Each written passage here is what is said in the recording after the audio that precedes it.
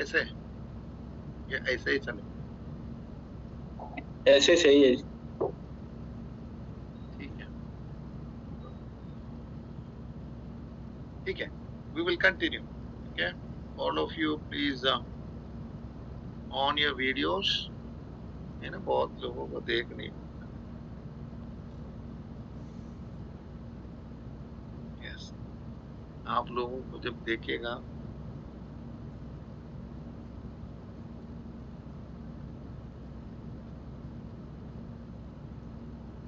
ठीक है, मुझे पता है एक आध लोगों ने बोला नेटवर्क इश्यू, बाकी लोग तो वीडियो ऑन करके देखना। ठीक है, चलिए let's continue.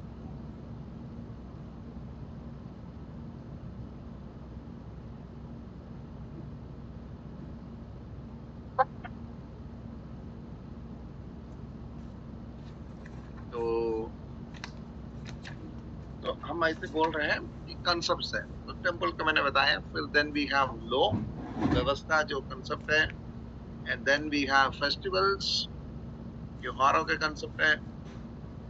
Then these are the concept. Okay, concepts like temple व्यवस्था, मंदिर व्यवस्था और त्योहार। तो ये भी यूहन्ना में हम देख रहे हैं, जो त्योहार और यीशु मसीह ने ऑन द फेस्टिवल्स, है ना, festival of booths, festival of Pascha, अब देखते हैं। तो यीशु ने मंदिर में आए, फेस्टिवल्स के बारे में लिखा है, व्यवस्था है। Then we have fulfilment of imageries, जैसे light, serpent and shepherd, all this imageries. तो दीज आर इमेजरीज। ये सब ओल्ड टेस्टामेंट इन्फ्लुएंस के जरिए गॉस्पेल ऑफ जॉन में हम देखते हैं। ठीक है, this is small tendency, I will come back and explain to you all those things. Okay, content of gospel of John. तो वो जो चीज है मैंने ज्यादा एक्सप्लेन नहीं किया, आप परेशान मत होना, वो आप लोग नक्शल में समझ सकते हैं, उसमें ज्यादा बोलने की जरूरत नहीं है। हम बाद में उसको देखेंगे, हमें आगे भी पढ़ना है। ठीक है, content of the content of John's gospel. यूहन्ना रचित सुसमाचार के अंदर क्या चीजें हैं जो हमें देखने को मिलता है, ये बातें आज हम इसको भी डिस्कस करके हमारे टाइम तब तक खत्म हो जाएगा, तो हम इसको डिस्कस करते हैं। What are the content of the gospel of John? यूहन्ना रचित सुसमाचार में मेन कंटेंट्स क्या है? कंटेंट का मतलब हिंदी में क्या बोले कंटेंट को? के अंदर की बात रूपरेखा। क्या है? रूपरेखा। रूपरेखा। ठीक है, रूपरेखा भी हो सकते हैं। ठीक है, तो उसमें क्या क्या पढ़ने को मिलता है, देखने को मिलता है? तो हमारे पास कुछ चीजें हैं जो हम देखेंगे। ठीक है, इसमें जो मेन बात है, major emphasis, number one, the content of John's Gospel is mostly different to that of the synoptics. ये हमने बताया। ठीक है, इसमें बपतिस्म का रिकॉर्ड है, गॉस्पेल ऑफ जॉन में है नहीं है। यीशु मसीह का बपतिस्मा के बारे में लिखा नहीं है, परीक्षा के बारे में भी लिखा नहीं। चेला लोगों को सेवा के लिए भेजा यीशु ने, उसके बारे में नहीं लिखा है। ठीक है, he omits baptism, temptation, mission of the 12, transfiguration, वो भी ओमिट करते हैं, the Lord supper and the agony in Gethsemane। ये सब बड़े बड़े बातें हैं, ये हम सिनॉप्टिक्स में देखते हैं, ये यूहन्ना रचित सुसमाचार में है नहीं, वो उन्होंने लिखा ही नहीं। Accepting the crucifixion and resurrection, respecting which he gives new information, he has only two sections in common with the synoptic gospel. Crucifixion, यीशु मसीह का सूली पर चढ़ाना और पुनरुत्थान को छोड़कर समांतर सुसमाचार के साथ केवल और केवल दो ही बात है जो हम यूहन्ना रचित सुसमाचार में देख सकते हैं। जॉन चैप्टर 6 वर्स 1 to 21 में क्या लिखा हुआ है, कोई बता सकते हैं? यूहन्ना रचित सुसमाचार 6 अध्याय 1 से 21 तक के क्या लिखा हुआ है?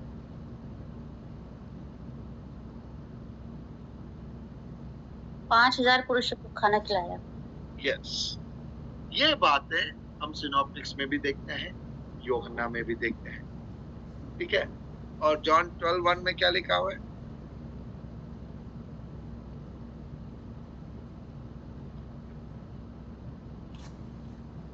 लाजर के बारे में लिखा है, लाजर को जिला। लाजर के बारे में लिखा हुआ है, वो या कहानी क्या है? ना वो वहाँ उन्होंने कहानी क्या है? मार्था और मरियम जो थे उसके बारे में लिखा।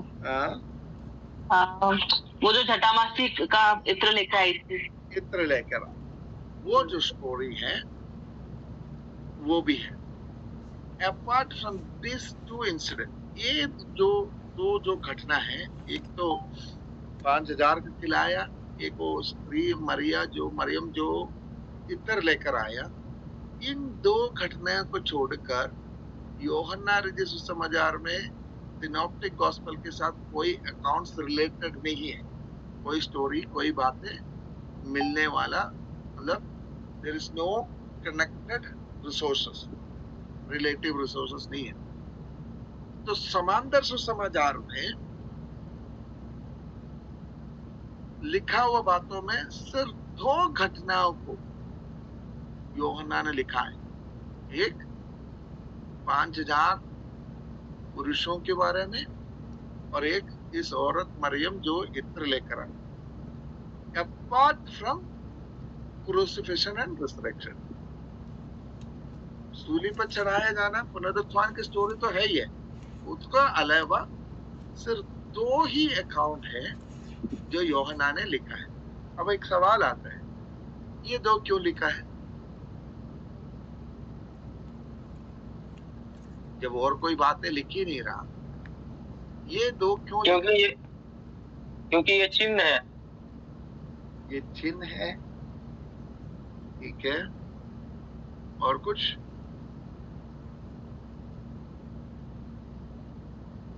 और कोई बात?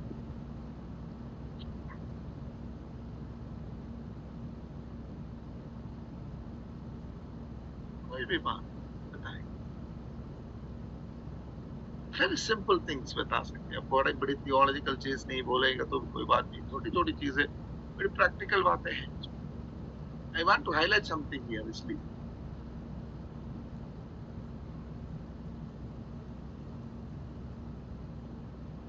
चलिए, let me put it in this way. इन दोनों घटने में एक टॉपिक सिमिलर है, क्या है?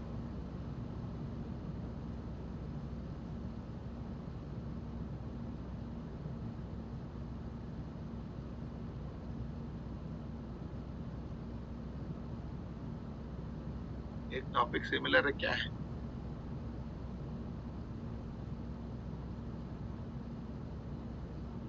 सर, इन दोनों घटनाओं में यूहन्ना उस टाइम यीशु मसीह के साथ उपस्थित थे।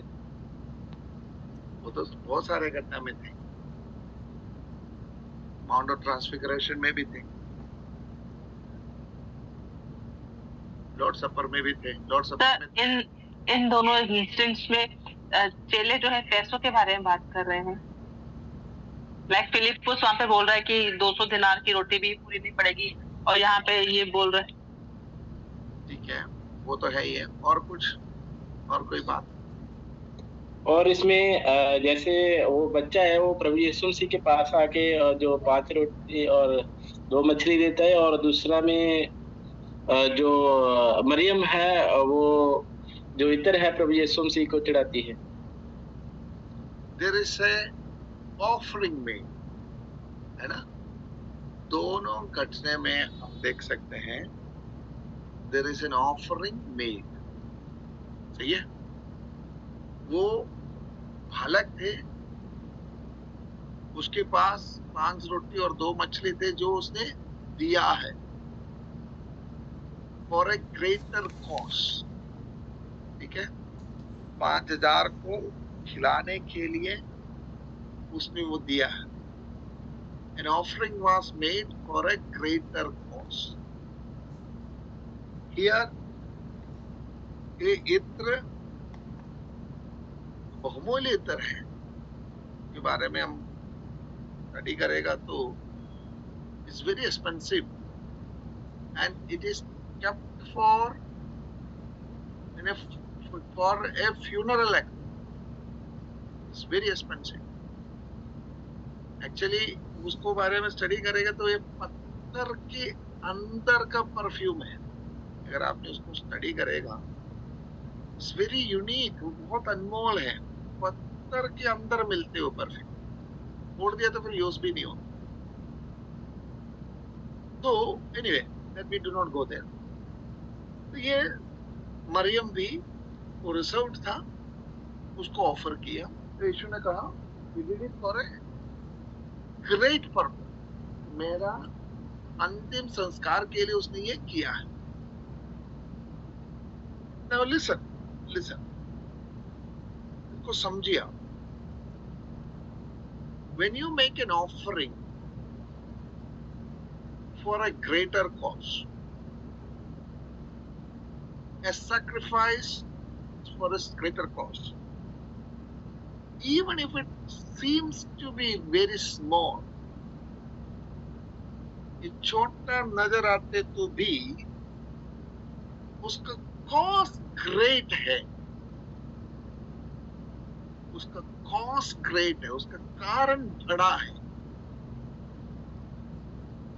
Then it is very, very significant even in the sight of God. आपको इस बात को समझना है. यूहन्ना ने और कोई बात नहीं लिखा, तो ऑफरिंग के बारे में जो एक बड़ा विषय के लिए दो साधारण लोगों ने किया, वो छोटा सा बलिदान के बारे में और उसके रिलेटेड बड़ा इंसिडेंट के बारे में, जब जॉन होली स्पिरिट से इंस्पायर होकर लिख रहे था, ये बातें हाईलाइट करके रिपीट करके इस गॉस्पेल में सिर्फ और सिर्फ ये दो बात इस गॉस्पेल में लिखा है. That tells me something very significant.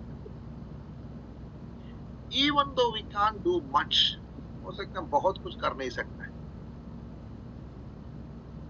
हम छोटे से कदम भी खुदा की बड़ा योजना में अगर करेगा,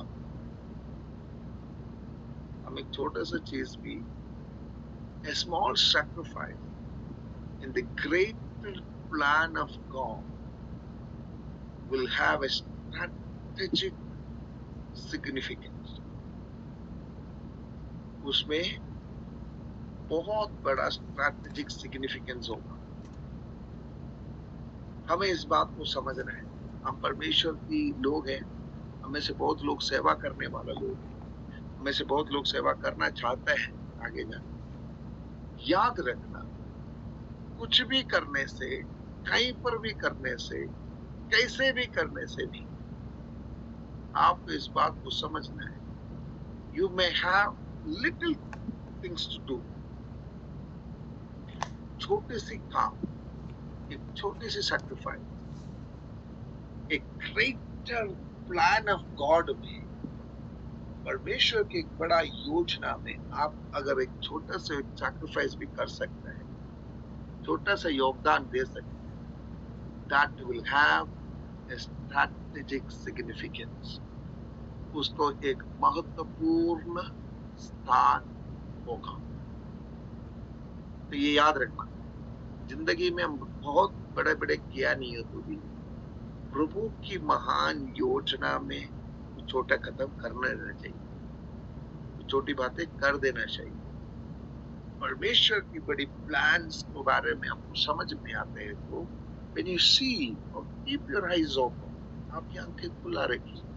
When you see a great plan of God is being unveiled in front of you, परमेश्वर की एक बड़ा योजना आपके सामने जब प्रकट हो जाता है, आपके सामने दिखाई देता है, डोंट इग्नोर इट, उसको छोड़ो मत, take that opportunity and do something little at least, कुछ तो करो उसमें, and that will have a strategic importance for your life, आपके जीवन के लिए महत्वपूर्ण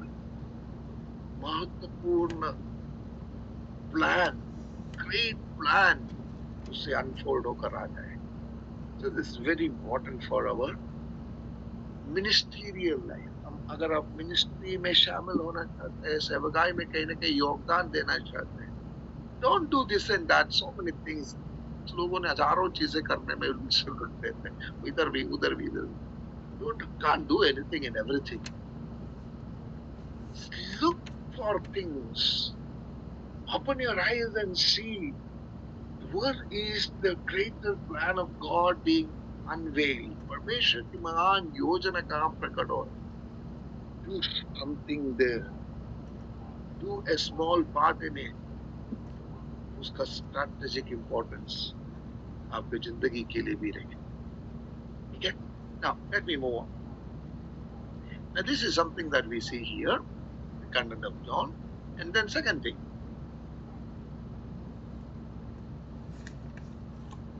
The night of betrayal, the day of crucifixion, the things done and the words spoken on that day, from one sunset to another occupy no fewer than 7 chapters of the gospel.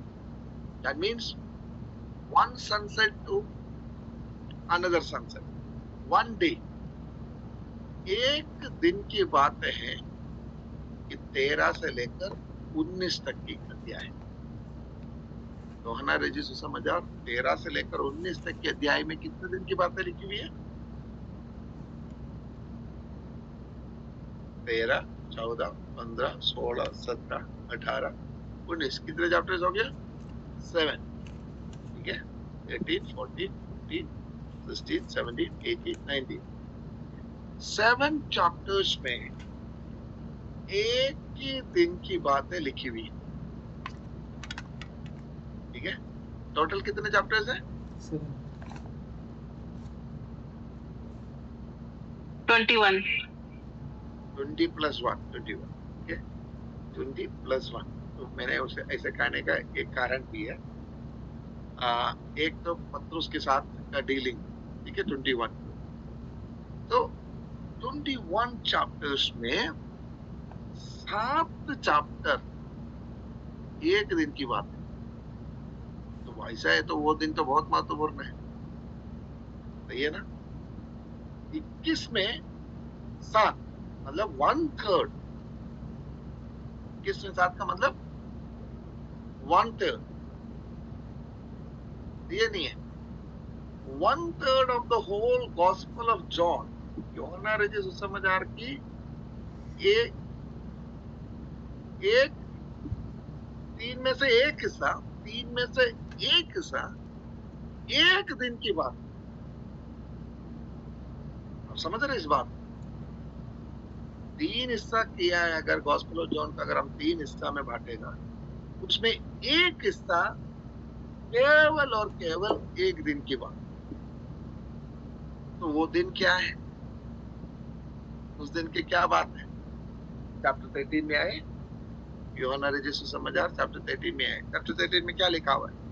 कोई बता सकते मेरे को? चेलों का पैर धोना है? यीशु चेलों को पाँव धोना. यीशु चेलों का पाँव चेलों को पाँव धोते हैं. पाँव धोता है. क्या? उसके बाद 14 में पवित्र आत्मा का इंट्रोडक्शन. ठीक है. 15 में टू वाइन फल.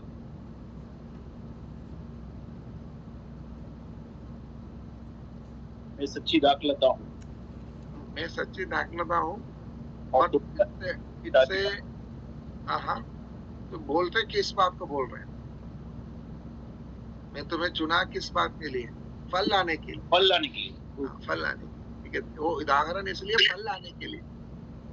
मैं सच्ची दाखलता इसलिए बोल रहे फल लाने के. मैं तुम्हें I was chosen you, appointed you. Chapter 15-16 में तुम मुझे चुना नहीं, मैंने तुम्हें चुना है कि तुम जाके फल लाए और तुम्हारा फल बनी रहे। तो वो शिक्षा दे रहे फल के बारे में चैप्टर 16 में। पवित्र आत्मा के कार्य, ठीक है। 17 याजकीय प्रार्थना, ठीक है। 18 यीशु का पकड़वाया जाना। 19 प्रभु यीशु मसीह को जब मृत्यु दंड दिया जाता है तो यीशु मसीह को अलग अलग लोगों के सामने पेश कर दो, ठीक है। अब ये सारे इंसिडेंट चैप्टर 18 में हम देखते हैं Jesus started talking about his plan to leave this earth. वो इस दुनिया को छोड़ने के बारे में बात करना शुरू हो रहा है और शैतान यहूदा इस्करियोत के अंदर काम करना शुरू हो रहा है चैप्टर 13 से, ठीक है। चैप्टर 19 तक आते हुए यीशु मसीह को सब जगह पर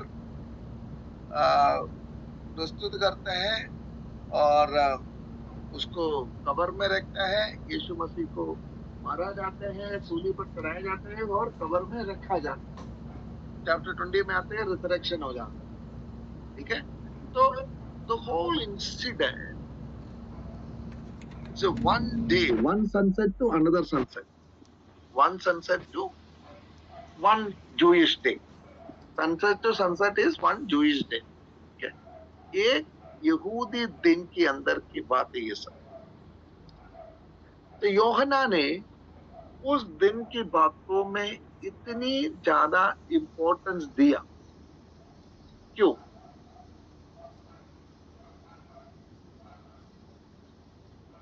एक दिन की बातों की इतनी इंपॉर्टेंस देने का कारण क्या? अब 30 इयर्स यीशु ने इस दुनिया में रहा, 3.5 साल सेवकाई किया, सही है ना। लगभग 1000 दिन सेवा किया, मोटा मोटा अगर मैं बोलूं 1000 दिन सेवा किया, तो एक 3 में से एक हिस्सा एक दिन के बारे में लिखी। क्यों?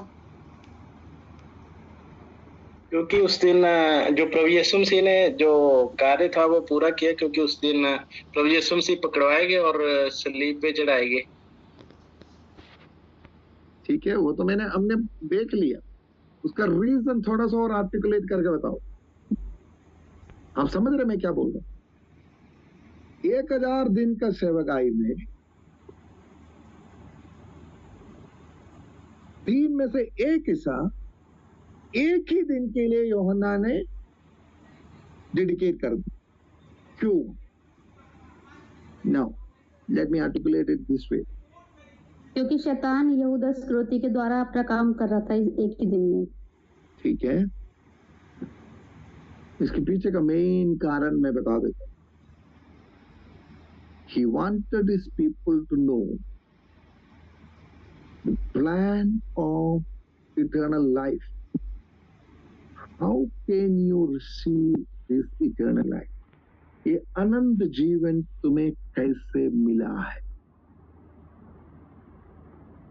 ये अनंत जीवन तुम्हें मिलने के लिए उस चरवाहा ने अपने जान तुम्हारे लिए कैसे दिया? I am the good shepherd who gives away the life for the sheep. उस चरवाहे ने अपने जीवन किस प्रकार तुम्हारे लिए दिया और वो देते हुए क्या क्या बातें बताया है। So that is very theologically very solid and practically very important. Theologically बोलेगा तो बहुत solid है। यीशु की चाहिए पकड़वाया जाना हो, मारा जाना हो, और उसकी जो हाई प्रीस्टली प्रार्थना हो, जो शिक्षाएं, जो डिस्कोर्सेस हो, जो बातें बोला हुआ है कि do not be dismayed, you have problems, I have overcome the world, जो बातें प्रभु ने सिखाया है, जो काम प्रभु ने किया है, एक विश्वासी के जीवन के लिए थियोलॉजिकली भी बहुत इंपॉर्टेंट है, उसके अनंत जीवन पाने के लिए, उसके अनंत जीवन के अनुभव में बने रहने के लिए प्रैक्टिकली भी बहुत important. Eternal life in the gospel of John, अनंत जीवन गॉस्पेल ऑफ जॉन में, not something to come in the second coming of Christ. यीशु मसीह का दोबारा आगमन में शुरू होने वाला कोई चीज नहीं है अनंत जीवन। अनंत जीवन is here and now. It is not a quantitative life that will be started after the coming of Christ and will last for eternity. It is a qualitative life as well that has started here and now. John's gospel में अनंत जीवन जो है आने वाला समय में यीशु मसीह के आगमन में हम प्राप्त करके हमेशा के लिए रहने वाला जीवन नहीं है, वो तो है ही है, साथ साथ उसका गुण निलवार गुण भी है, क्वालिटी भी है। क्वालिटी क्या है? तुम्हें दुनिया में प्रॉब्लम है तो चिंता मत कर, आएगा वो दुनिया को जीत चुका। थियोलॉजिकली सॉलिड क्या है?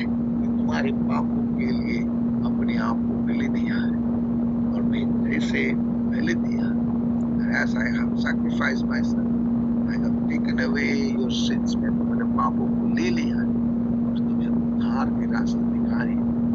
So qualitative and quantitative life that John proposes in his gospel, उसको जो समझाने के लिए अंतिम दिन की भाषण काम कार्यक्रम बहुत इम्पोर्टेंट है। तो उसका थियोलॉजिकल प्रैक्टिकल सिग्निफिकेंस की वजह से जॉन ने एक दिन की बात 7 अध्याय में लिखा। समझ में आए या नहीं? आए या नहीं? ठीक है, तो वो समझाने की कोशिश कर रहे हैं। यीशु ने तुम्हारे लिए मार खाया, जान दिया है कि तुम्हारे पापों से उद्धार है, तुम्हें आजादी है, तुम्हारे शवा मिल चुका है। वो थियोलॉजिकली इंपॉर्टेंट है। अब प्रैक्टिकली भी प्रभु ने बहुत सारी बात उधर लिखा है। उसका डिस्कोर्सेस जो शिक्षाएं दिया है इतनी practically high level of practical Christian living की सपोर्ट है कि हमारे लाइफ में कितना भी प्रॉब्लम हो, आप इस चैप्टर्स पढ़ो, आप दुखी नहीं हो। आप प्रैक्टिकल क्रिश्चियन लिविंग में आपको इटर्नल लाइफ महसूस करने के लिए सहायता करता है। तो इसीलिए जॉन ने इसके लिए वो टाइम दिया है। ठीक है, आपको ये समझना है why something is done if it is done in the gospel, क्यों ऐसा कर रहे हैं लेकर ये समझना है।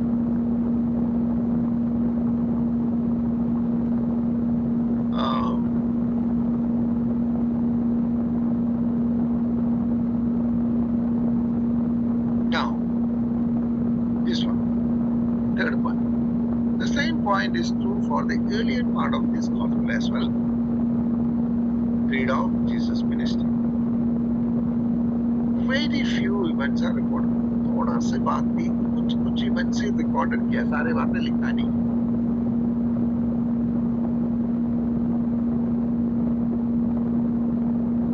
It gives at the utmost, last sentence पढ़ रहा हूँ मैं, it gives at the utmost an account of 20 days out of the 100 days of Lord's ministry. ये बहुत बड़ी बात होगी। यूहन्ना रचित समाचार में 1000 सेवकाई के दिन यीशु मसीह 1000, उसमें से कितना दिन के विषय लिखा हुआ है? 20 दिन। कितने दिन के विषय लिखा हुआ है? केवल 20 दिन लिखी हुई। समझ में आ रहे हो? 1000 दिन के 20 दिन की बातें जॉन ने कहा जो तुम्हारे विश्वास जरूरी है। 1000 दिन में से 20 दिन की बात है लिखी हुई।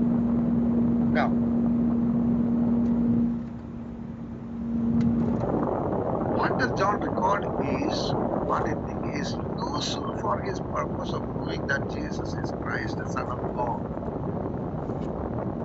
यूहन्ना ने वही लिखा हुआ है जो प्रूव करेगा उनकी मेन थीसिस, मेन आइडिया को, यीशु परमेश्वर की पुत्र है। हर है हो सकता है ये सुसमाचार अपने गॉस्पेल लिखने के बाद लिखा है, इसलिए नहीं लिखा है जॉन ने वो सारे बात कि वो ऑलरेडी उसमें है, उसका दोबारा रिपीट करने का जरूरत नहीं है, इसलिए भी हो सकता है।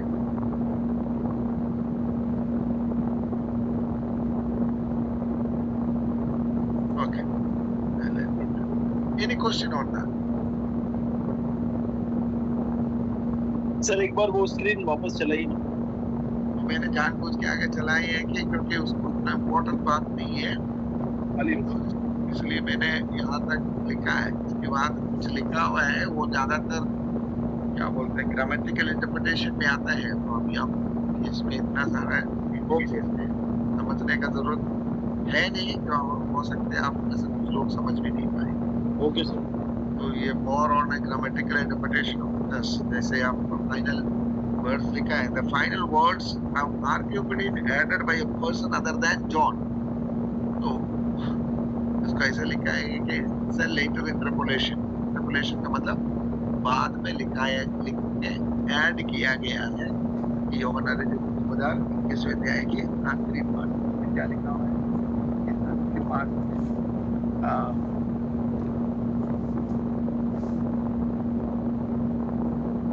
जो लिखी हुई बातें है ना, जिसमें जो खाने के बारे में, यीशु के पत्रुस के बारे में, ये सब चीजें जो है आर्ग्यूमेंट है। वर्स 20 के बारे में, 20 में जब आते हैं जब हम पढ़ते हैं इंटरप्रिटेशन के एक आर्ग्यूमेंट है, more on A grammatical interpretation. आपको अभी उतना डिटेल में जाने का जरूरत नहीं है कि वो शुरुआत के टेस्ट में था या नहीं था, बाद में ऐड किया हुआ है नहीं किया हुआ है, तो उसमें हमें अभी जाने का जरूरत नहीं है, इसलिए मैंने उसकी किया है। ठीक है, तो थोड़ा सा कंफ्यूजिंग है आपको अभी, कुछ लोगों के लिए, सबके लिए नहीं, कुछ लोग तो समझ सकते हैं, कुछ किसी के लिए कंफ्यूजिंग हो सकता है, इसलिए मैंने वो बाईपास किया है। ठीक है, any other questions from what we discuss? हमने जो डिस्कस किया उसमें से कोई क्वेश्चन है? मास्टर जी बोल रहे हैं कि जो हम लोग ये सारी चीज जो डिस्क्रिप्शन में देख रहे हैं, ये वाला चीज क्या बाद में हम लोग को फिर मिल सकता है? जी आपको? हाँ, इसको ये वाला क्या नोट जो है ये बाद में हम लोग को मिल सकता है ना, इसको खुद से लिखना पड़ेगा? नहीं, ये सब चीजें आपको वेबसाइट में मिल जाएगा, हिंदी में भी मिलेगा। ये तो मैंने सिर्फ इंग्लिश में कर रहा हूँ क्योंकि मेरे को थोड़ा सा आसान है बोलने में। हिंदी फिर मैं पढ़ूंगा तो फिर मैं कुछ शब्द ऐसे हैं कठिन हिंदी हो जाते हैं, तो वो मुझे समझ में नहीं आते कि वो क्या लिखा है, इसलिए मैंने इंग्लिश नोट्स लेकर पढ़ रहा। आप लोगों को दिक्कत है तो मैं हिंदी नोट से भी पढ़ा सकता हूँ, लेकिन मुझे थोड़ा सा दिक्कत होती है उसमें से, क्योंकि कुछ सारे सब्जेक्ट मिल जाएंगे आपको। चल जाएंगे ना? हाँ सर चल जाएगा। हाँ ठीक है, क्योंकि मुझे थोड़ा सा व्यक्तिगत तौर से मुझे उसमें कुछ है ना हिंदी कठिन शब्द है, साधारण बोली है तो मैं इसको समझ में आ जाए, कठिन शब्द फिर मुझे उसका अर्थ नहीं मालूम, तो मैं फिर आपसे पूछना पड़ेगा इसका मतलब क्या है, तो इसी वजह से। ठीक है, तो नोट्स आपको हिंदी में भी मिलेगा, इंग्लिश में भी मिलेगा, ये सब मिल जाएगा, आपको टेंशन नहीं लेना है, सब मिल जाएगा। ठीक है, आपको वेबसाइट टूर अगले हफ्ते कराएंगे, ज्वाइन करा देंगे, उसमें आपको पता चल जाएगा कैसे मिलेगा सब। ठीक है, हम यह समाप्त करेंगे आज की क्लास को, प्रार्थना करेंगे।